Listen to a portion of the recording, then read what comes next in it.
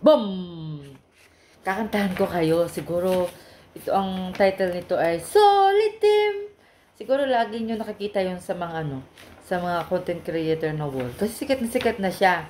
Ano din siya, kagaya ko rin siya na OFW, kaya lang sa Middle East siya sa Saudi. So, ibig sabihin, pag sinabing OFW, nag, nagkukuskus siya, kakuskusan din natin siya. All over the world na mga kakuskusan, ibig sabihin ng kakuskusan, yung kasame lang ng trabaho, nagmamap, naglilinis ng toilet. Basta ibig sabihin nani. Alam niyo na 'yon, helper.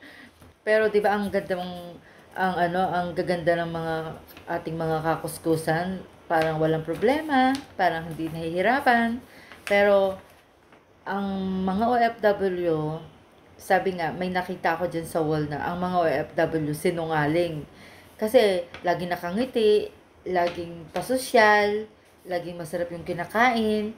Pero ang katotohanan po, yung kalooban nila ay minsan, hindi naman lahat, ay nahihirapan na po sila. Kagaya ko, nahirapan din naman siguro ako, lalo na before nung nagka-college pa yung mga ano ko, nagkakabulo-bulo ako. Sige na nga, kakanta na lang ako. Di ka noon pinapansin, sumayaw, nagluto, waipek pa rin. Dashboard ni Metay namumula, 5 can friends di makaya. Ngunit ngayon may kakampi na, si Ma'am Daisy Miona Pilyarda. Nagtutulungan mga bagong kaibigan, Solid Team ang pangalan. Sulit na sulit ang samahan, walang pinipili kahit sino ka man.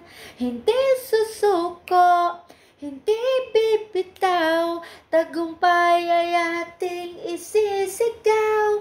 Oh, oh, oh, oh, oh, oh, oh, oh, tagumpay ay ating isisigaw.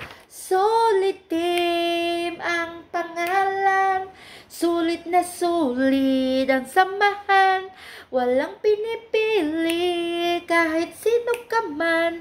Hindi susuko, hindi bibitaw, tagumpay ay aking isisigaw. Solid Team.